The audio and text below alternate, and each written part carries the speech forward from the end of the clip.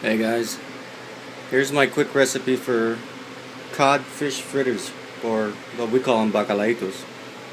But bacalao, we call them bacalaitos, fish fritters. This is what you need: pack of those.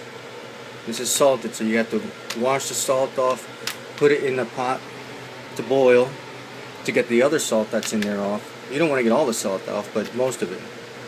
And of course, some sazon, Goya. It's got coriander and annatto in it, which is, I just love the flavor. We got some flour.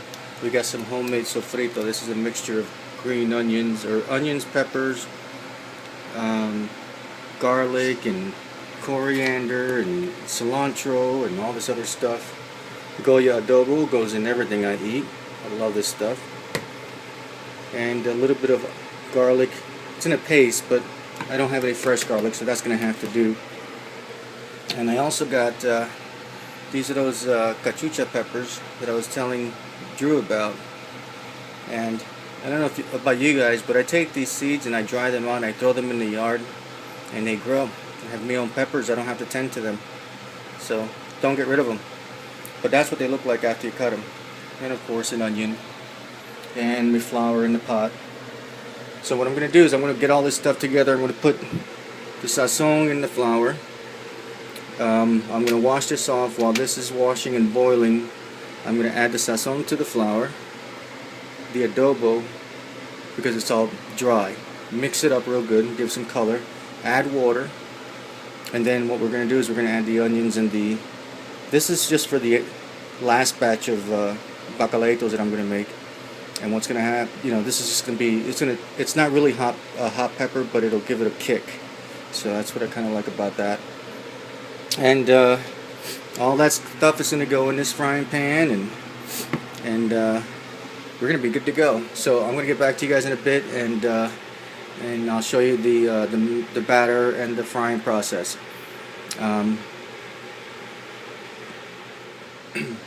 Alright guys, this is my flour and batter mix. So I got my sazon in there, I got my adobo in there, and what you need now is a dry spoon to get all this dry mixture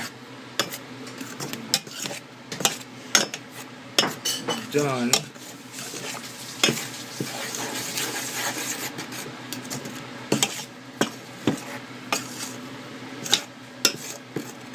Get all that mixed up real good there, and then we're going to add some water.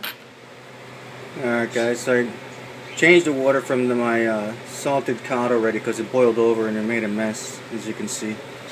But anyway, here is my batter. So you can see this will give it color because it's got annatto in it. So it's going to change the color of the flour, and it's just perfect that way. And then, bam! Look at this. If you could smell this, if we had smell-o-vision right now, you'd be going crazy. That's this is a seasoning that we make. It's awesome. So that gets mixed in there. Now that the batter's all, good to go, all that's gonna give these fritters a hell of a kick and a beautiful, beautiful taste. And I don't do any measurements, so all this is the how much you're making for how many people, and if you want to store any in the freezer or in the fridge, that kind of stuff. So it all goes by what you want. It's all about taste. So what I'll do is I'll mix this up real good. Let me see if I can get a better view of this. Now you got all that inside your batter, so when it fries up and you add the fish to it, it's going to be amazing. So what you want to do is take a taste. Oh, that's really good. Now what I'm going to do is I'm going to add these onions in there. Bam. Bam. Oh yeah, who's your daddy? Look at this. So I got all that in there, all those onions. I typically would add fresh coriander or cilantro leaves and just, you know, for extra look, and it actually gives it more flavor. But you don't have to go all out. It's all about taste and all about how you want this. This is not a spicy dish. It's just a good flavored fritter, and it's awesome with beer. So that's pretty simple. As you can see now, we got the onions in there. Oh, and by the way, this is going to be my measuring spoon to putting this into the frying pan. And okay, this is my second boil on this salted cod. So we're going to dump that out. And then add cold water. Sorry about the mess. Add cold water to that. And put that back on the stove. Boom. And then by the time, you can also taste this while you're cooking it to see if there's, you know, all the salt's taken out of it. See, it just falls apart.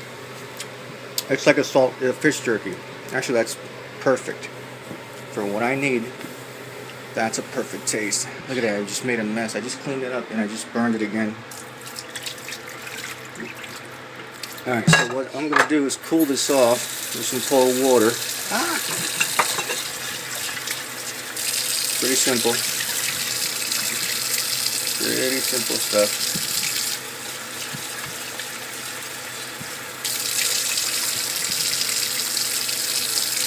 So, I'm going to bring that right over here. And turn that stove off. Now, this is going to be the hard part because I need 4 hands to do this. You take this fish, and as you can see, it's got these lines in it. All you want to do is scrape the edges off, and this thing will fall apart. You don't want to cut it into chunks, because if you cut it, what happens is when you put it in the batter, it gets into really super small pieces, and you don't want to do that. So basically, you just want to take and scrape it off, and you'll take these little lines will just come apart, and they'll stay together in the batter. This is what you want to do. I can't do this with one hand, unless of course I try to finagle something here. So let me see if I can do this.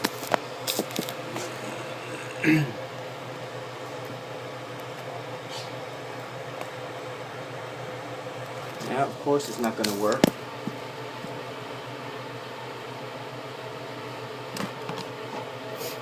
So anyway, that's what you're doing, just pushing it away like that. And what happens is, sorry about that, I lost you there. See, what happens is you get these little pieces of the fish. So that's what you want in your batter. So what I'm going to do is I'm going to get all this stuff together, scrape all this up, scrape it down. I'm going to add a little bit of garlic paste, mix it in my batter, and then I'll be back. Alright guys, I'm back. As you can see, I shredded that cod, the pollock or whatever, and this will all get mixed into here. 1, 2, 3, pretty easy. Any monkey can do it, and if you can see me doing this, then you know what I'm talking about. Any monkey can do this. Alright, so now all that is mixed in there. Pretty simple. Pretty simple. So we got the batter, the fish, the onions, the seasoning. I didn't add the garlic. That's what I forgot to add. So give me 1 second here.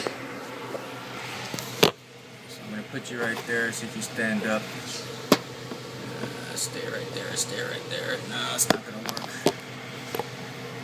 There we go. So got some garlic.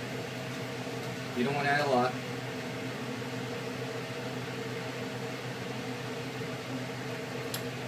You say to yourself, why so much seasoning? Well, because we're Puerto Rican. We like spicy food. Not spicy, but definitely we like a flavorful food. Alright, so I added a spoon. And this is a lot of batter. I added a spoon. I did that entire bag of the fish. So this will serve a lot of people, but here it doesn't last long because we'll eat it real quick. Add, you know, nice cold beer. This is beer food, by the way. Alright, so there's your batter, and there's your consistency. Alright, so now I think I have the right one. So I got my cooking oil in my pan. Just gotta wait for that to heat up. It has to heat up, and as soon as it heats up, I'll be right back. Alright guys, I'm back. So, like I told you, this is my measuring spoon, and all I'm gonna do, this is already starting to sparkle, so here we go. Might want to stand back for this.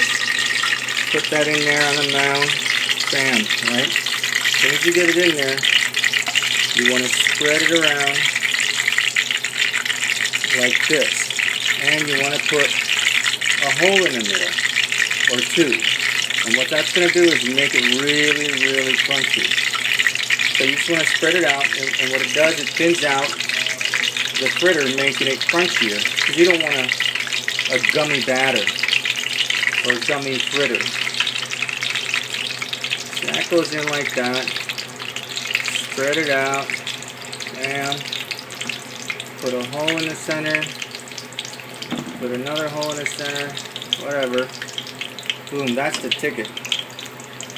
And then you just want to make, you don't want to make them super large. And that is that. Now, check this out. Look who's waiting. He smells them, boy. He loves them. Alright, now as you can see, they're already starting to brown. So, just want to keep an eye on them.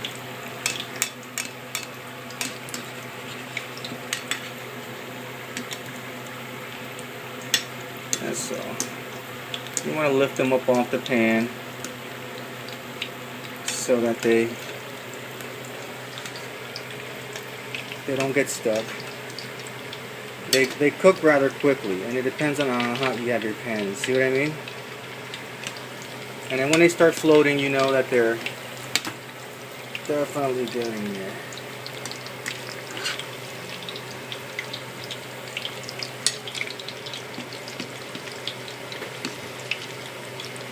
Ah, I broke it. Son of a bitch. Alright guys, I'll be back. I'm going to let these cook and then I'll show you what they look like. So here it is, guys. Ouch. Very hot, very hot. Ouch. You see, if you poke the holes in them, they get really crunchy. So you just want to make a golden brown, nice and, you can hear that, nice and crunchy fritter.